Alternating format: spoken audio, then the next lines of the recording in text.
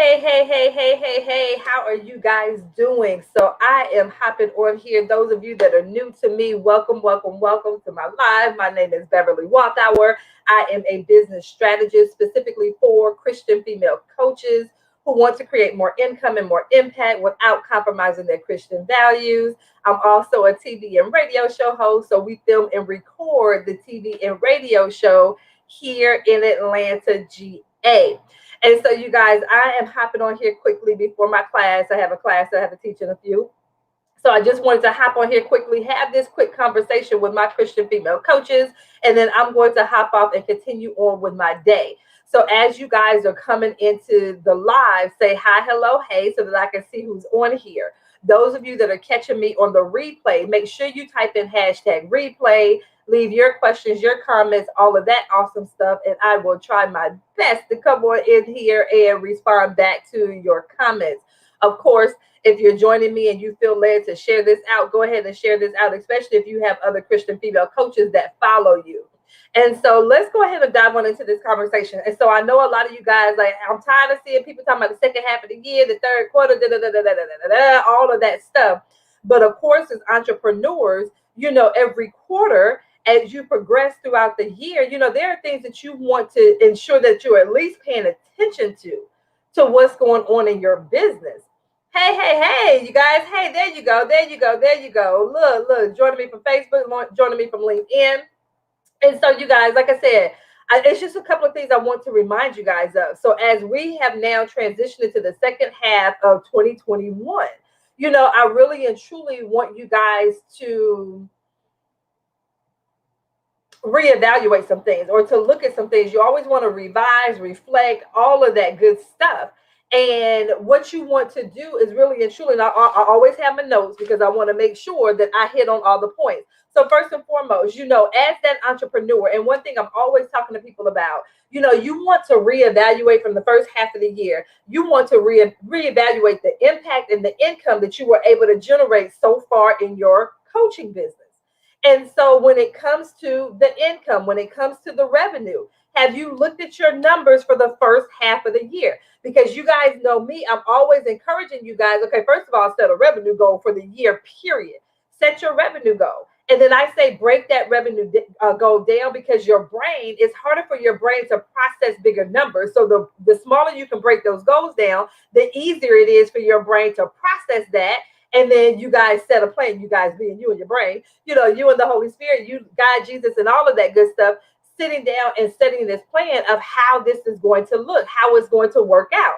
So once again, you have your annual goal, and then breaking that goal down by the quarter, breaking it down by the month. So once again, of course, if you have a goal that you want to generate $120,000 in 2021, if that was your revenue goal, then now you've broken that 120 down, you divided it by 4 because it's 4 quarters in a year. So you guys, and don't say anything about my math. So what is that? $30,000 a quarter? Did I get that correctly? Did I get that correct? So $30,000 a quarter. And so now, of course, if you want to break it down by the month, and we know that's $10,000 for the month. And then some people will go in and they'll break it down by the week. They'll break it down by the day, whatever way makes that number stick in your mind, where once again, you have that goal. And my thing is, have your goal posted somewhere. Like, there is nothing wrong with having that goal posted somewhere so that you have that reminder, because this is my thing. And when I have that goal, because, y'all irk my spirit when you say, I don't pay attention to my numbers. I don't look at the numbers. I don't look at the numbers. What kind of entrepreneur, what kind of business owner does not look at their numbers? That doesn't make sense. I know you say that because of the fear, the doubt, the worry, and all that stuff like that. So if you don't hit the goal, you don't have to worry about being held accountable. But scripture tells us to sit down and count up the cost. I'm like, come on, you guys. So come on, stop with that stuff and really and truly sit down, because this is how I look at it. When you are generating $10,000 a month, $20,000 a month, $30,000 a month, whatever it is, think about the level of impact that you are creating in order for you to generate that level of revenue. That's how I look at it. And so when you're able to create that impact like that, we know the income comes, we know the influence comes, we know all of that stuff comes with it.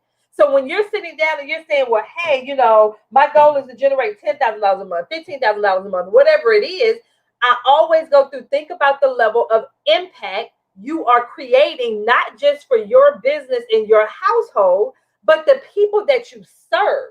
That's a different level of impact. And so when you think about it like that, like I like to think about it as a ripple effect. Think about that ripple effect that you're having on other people. And Ruth, I just remembered I need to make sure that I go through and check because we had a holiday yesterday. Was a holiday here in the States. So I need to check on my quiz. So I just made that note there. Like I wrote it down. I'm checking, get back to you. And so you guys, you want to make sure that you're really and truly paying attention to, and like I said, it's from that perspective of impact.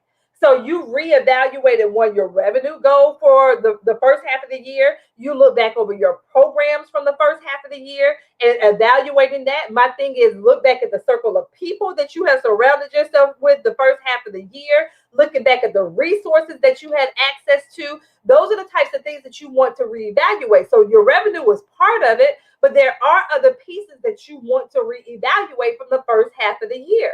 And the thing is, if you don't like the way the first half of the year went, my question is, a lot of times we will cry out to God. We will call, we're falling down on the floor. We're begging, we're pleading. And I literally just had this conversation with one of my prayer partners this morning because she was saying, how easy, she had asked God for something and literally the resources showed up. And she was like, I wasn't blubbering and, crying and all that stuff. And I said, that's the beauty when it comes to God.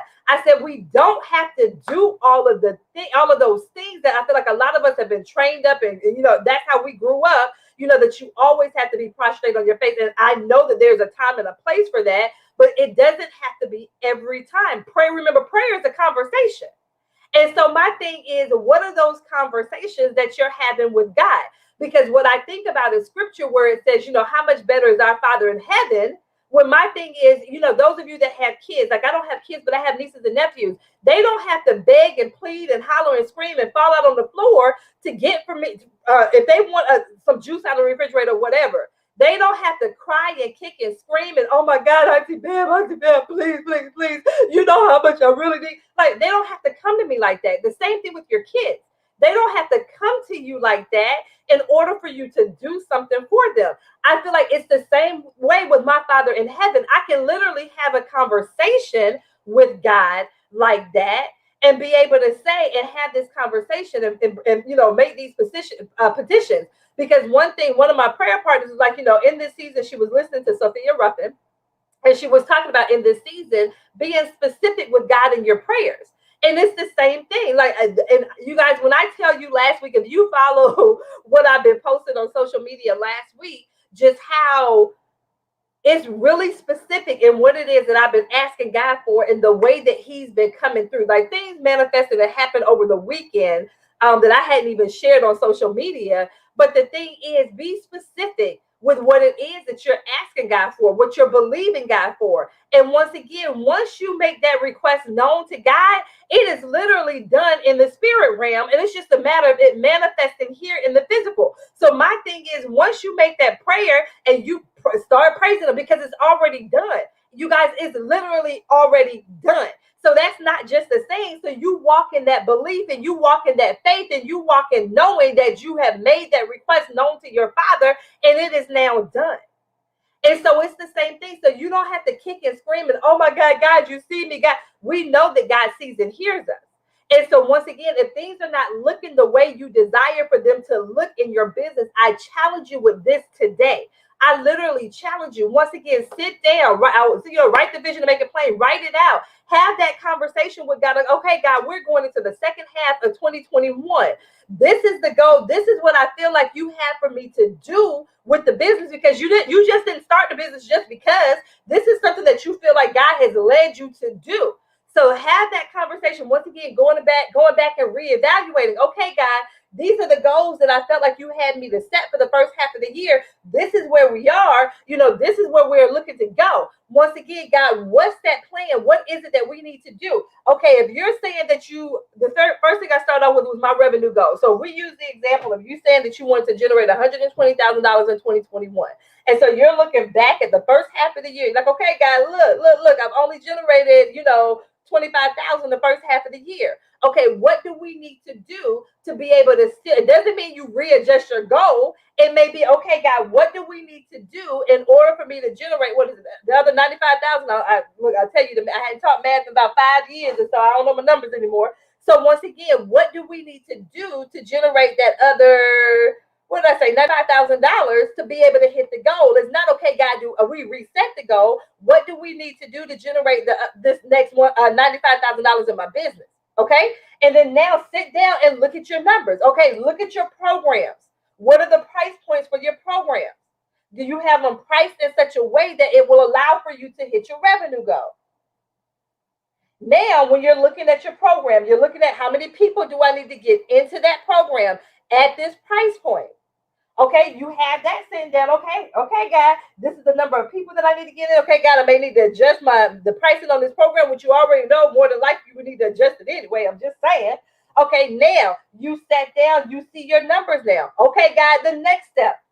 How do I get the people into my program? Once again, evaluate what did you do the first half of the year? What worked really well? What didn't work? Because a lot of us, once again, those of you that follow me, you know I'm always talking about your daily revenue generating activities. So looking back on the days that you spent in your business the first half of the year, what were those daily revenue generating activities that you worked on? Well, Bev, I didn't do it.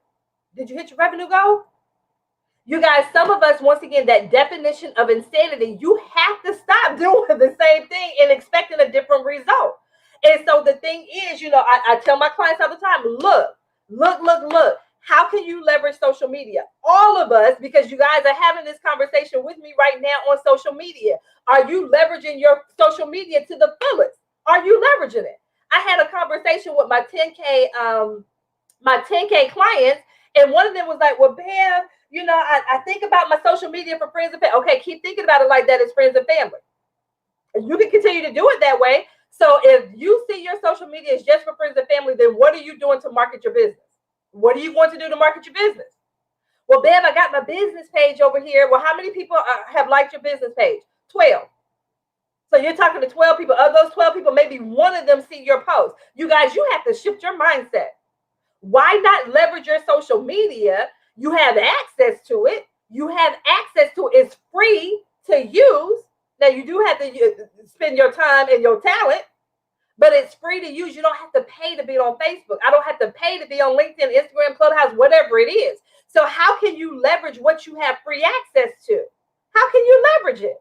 Some of you guys have to shift your mindset. I tell my people, look, my friends and family, I let them know, hey, this is what I'm trying to do up here with this business. If you see in my business post irks your nerves, you can unfollow me. I promise you, it will not hurt my feelings. I have a mission. I am on a mission. The God has called me to serve these people. This is who I'm focused on, because if they're friends and family, they have my phone number. They have my email. They can text me. Some of you guys, I don't want to get on their nerves. Really? You impacted other people. You having and being able to show other people how to have a better life, a better business, a better health, better career, and that's going to get on their nerves. What kind of friends and family? You might need to reevaluate who you calling friends and stuff like that. That doesn't make any sense. So the question, what if you never had anyone opt into your program? So my question would be, one, how are you marketing that program?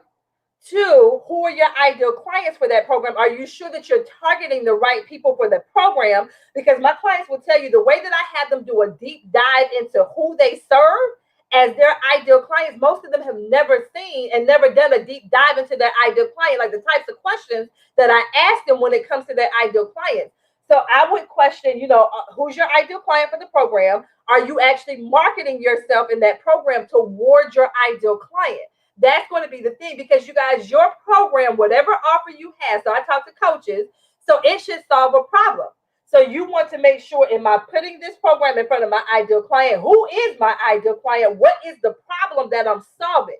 So you want to make sure that it solves a problem. A lot of us, you guys, you have to remember, and the way that I always think about it when it comes to marketing, you guys, people will pay more to get out of pain. And that's what, when people say, what's their challenges, what's their pain points, so on and so forth. My thing is, a lot of us, if you have a headache, you will pop an aspirin in a heartbeat, or you will snip the essential oils, whatever it is, to get out of that pain. A lot of us knows when it comes to taking vitamins, like we know we're supposed to take our vitamins, but we don't take our vitamins. We don't necessarily take our vitamins every day like we're supposed to. Like that is something, that when I take my vitamins, it's like, okay, yeah, that'll help me, or it should help me. It's supposed to help me. But a lot of us, when that pain pops up, we will do whatever it takes to get out of that pain. We don't always necessarily do what it takes to move toward that pleasure like that, but we will do the thing that we need to do to get out of that pain. We certainly will. We will do what we need to do. And so some of us, even if we say, well, hey, babe, I have a high threshold for pain, you may wait it out for a while, but you're going to do something to help you alleviate that pain. So whether or not it's a pain medication or whether or not you take the natural route, whatever, it doesn't matter what it is that you do, but you will do something to get out of that pain. Like a lot of people not just sit there, you know what? Oh, yes, I love this pain. I'm just going to sit here in this pain because this going to make me a strong woman, and God going to see just how good of a Christian I am if I just suffer through this. No. It's the same thing with the people that you serve. So you really and truly want to ask yourself, what is this pain? What is this hell that they are trying to get out of? That type of thing. And you want to make sure that you speak to how your program will help them to get out of whatever the pain, the challenge, the struggle, whatever the term your people resonate with.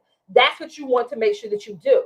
So that's the thing. You want to make sure that you speak to how your offer, I don't care if it's a 90-minute intensive all the way to a 12-month program. You want to speak to how your program, how your offer is going to help them to get out of that hell, help them to get out of whatever the situation is. So, and once again, make sure that you are clear on who that offer is for, that type of thing. So you guys, like I said, you reevaluated the first half of the year. So your revenue goal, the programs that you have out there, the people who are in your circle, the resources that you have. Because like I said, a lot of you guys with your offer, you sat there, I need X number of people in this program at this particular price. Okay, God, what's going to be my marketing strategy? Like I said, leverage social media. If you have social media, how are you leveraging social media? Once again, some of you guys have an email list. How are you leveraging your email list? If you blog, how are you leveraging your blog? Once again, on social media, you can have written posts. Do you have a variety of written posts? When you go live, what are you talking about in your live? Does your ideal client know who it is that you're talking about? I had my 10K people over the past 2 weeks. We went through and did a social media audit. And every last one of them like, oh, yeah, okay, babe. Yeah. Okay, this is what I need to do. Because sometimes we just do. We need to stop sometimes and look at what it is that you're doing. Does it make sense? Is it moving me toward my revenue goal? Sorry, is it moving me toward my goal? Is it moving me toward my revenue goal? Some of you guys are just doing stuff. And what does that say? You're throwing spaghetti at the wall and hoping that it sticks. Like, we have to stop doing that. You have to actually pause and evaluate, what is it that I'm doing? Does this make sense? That type of thing. Stop. Like I said, I like to sit down and count up the costs. Going back and reevaluating what it is that I'm doing. The action that I'm taking. Once again, so when I come on social media and I'm having a conversation with my ideal client. So those conversations look different than when I'm just having a conversation just with the people who are on my social media pages. So when you're leveraging social media, how are you leveraging those things? Once again, it's free to use. Why not leverage it to have a conversation with your people? You are able to literally have a global business. Are you thinking globally? Sometimes it makes me chuckle sometimes when people are like, well, people in my town, they don't really, why are you just talking to the people in your town? If you have access to social media, you literally have access to people all over the globe, This part right here, I'm tired of just doing stuff on social media. My posts need to be more focused on problem. And that's the part right there, Melly. That is the part. So how are you leveraging your social media to let people know about the problems that you solve? Now, what some people will do, they will go all the way to the other extreme of it, and everything is buy my stuff. The question is why? Why should I buy your stuff? Who are you? I don't even know you. So you want to make sure that you are leveraging your social media so that people get to know you. And this is what I'm talking about. Those of you that are in my 10K, this is what we're talking about this week. We're going to talk about how to leverage your social media so that so people are able to get to know you as a person first, because they want to know you. So who are you when you're not in coach role? When you don't have your hat on as a coach, who are you? How do they get to know you? What's going on with your just life period? What's going on with you? How can they connect with you human to human? And especially now, as we're in the, I feel like we're on the tail end of this pandemic, how people are so craving human connection right now. They are craving it. So what can you do to let them know who you are as a human? How can they connect with you as just a human, as a mom, as a woman, a guy, of just a woman, period? You know what I'm saying? What are you doing to allow for them to connect with you, where it's not always just business? You do have a life outside of your business. And before you ask, yes, leverage your personal pages in addition to your groups and in addition to your business pages. Before you ask, yes, the answer is yes. Leverage all of your pages. That part there. And so, like I said, that's what you want to make sure that you're doing. So are you leveraging what you literally have right at your feet, literally at your fingertips, or your thumb if you're on your phone? How are you leveraging that? Leverage that now as you look at the second half of 2021. The question should be, how can I better leverage my social media? How can I better leverage my email list? How can I better leverage my blog if you blog? How can I better leverage when I do live? One of my clients in one of my 10K groups, she was like, oh my gosh, Bev, I now love to go live. She has a quiz that she's using. She was like, Bev, I love to now do discovery calls. She wasn't saying that before, but now she does, because we talk about how to leverage what you have at your fingertips. That part. I love it. I love it, Melody. Allow for them to see every part, those parts. I always say, you guys, the parts that you feel comfortable with being on the World Wide Web forever and ever. I love it. So that's what Melody said. They see her exercising, pastoring, her dedication, all of that stuff, hanging about. I love all of that. Allow them to see all of those areas in which you feel comfortable with them knowing about you, because that's how people connect better with you. And those people have a higher likely chance of actually investing in whatever your services are. So you guys look and make that evaluation. Okay, because you can't change anything that happened up before from January 1st, 2021 to May 30th. Was it 31 days? 30th, May 31st, May 31st. You can't change anything from that point. But what can you do from June 1st going forward? What can you do? What can you do differently? You guys, it's all about growth. It is all about growth. And I'm going to share this one last part with you, and then I have to go. And so I'm only going to share it on this live. So I'm not going to post this part. So the other day, thank you, Melody. The other day, I told you guys I do these praise and these prayer and praise walks. And so I promise you guys, on the end of one of the prayer and praise walks that I did at the end of last week, I was walking and I felt like God said to me, Bev, he's looking for you. Right? So he's like, Bev, he's looking for you. And so any other time, well, God, where you at? God, I've been here. Look. You know how old I am. Any other time, that's how it would have been. God, I've been wanting to get married. All this stuff. That's the old Bev. Going at God. God, you know. What you mean? He looking for me? I ain't look. I've been here. But you know what? This was now the question that popped up in my head. So when I felt like God was saying, Bev, he's looking for you. What I felt like my next thing out of my mouth was, okay, God, what do I need to do to be found? What do I need to do to be found? Versus me going at God like, God, look, this is it. It's the same thing in your business. It's the same thing in your business. Instead of you, God, you know this. God, where the people at? God, what's going on? Okay, God, what do we need to do? What do I need to do when it comes to this program? What do I need to do when it comes to the pricing? What do I need to do? How do I leverage my social media? That part. That's the part.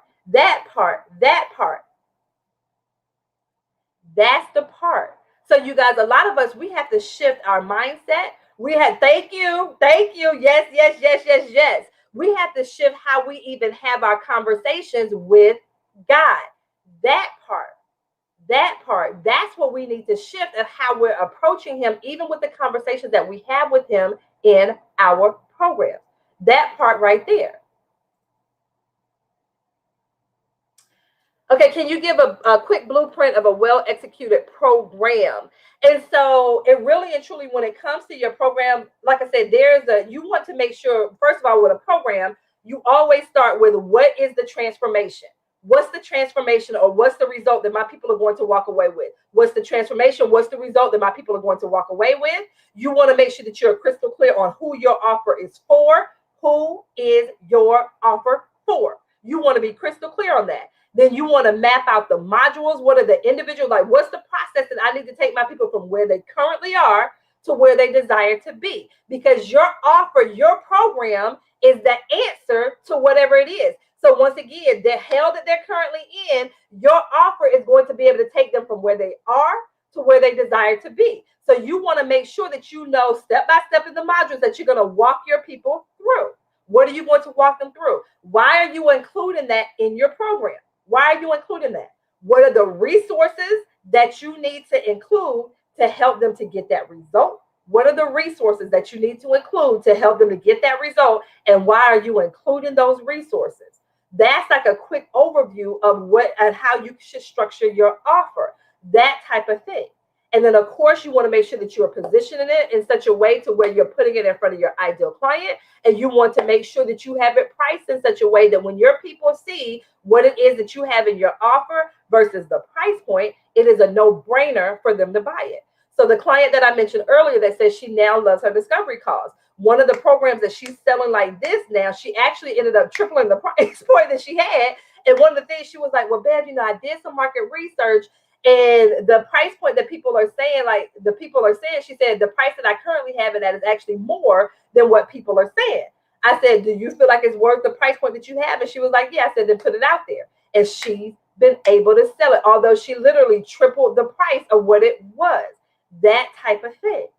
So I'm telling you, when you know how to position your offer, it makes a huge difference, that type of thing, that part right there.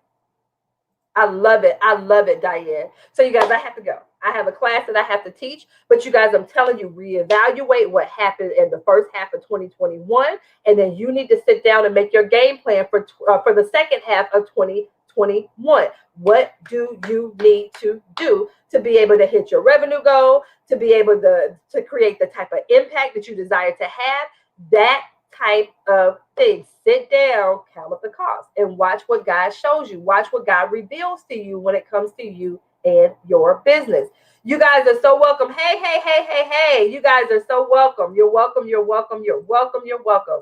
So you guys, I have to go because they'll be knocking on the door. Bev, they'll be sending me messages. Bev, where are you? We're waiting on you. So you guys, I pray that you have an absolutely amazing rest of your day. Once again, if you have not taken time to reevaluate or to reevaluate the first half of the year and make your plans and adjustments and all that stuff that you may need to make for the second half of the year, please take some time to do that within the next 24 hours. Sit with God, sit with the Holy Spirit, and ask, how do I need to do this? What people do I need to do? What do I need to be able to do these things? And watch what He brings. He's just waiting on you to open your mouth and ask. Be really specific in what it is that you're desiring and believing Him for, and watch what and who shows up. So once again, you guys, I pray you have an absolutely amazing rest of your day. If you have specific questions on how I may be able to support you in your business, please feel free to reach out to me, and I will make sure that I respond back to you guys. Thank you so much, you guys. Have an amazing rest to your day. Take care. Take care. Take care.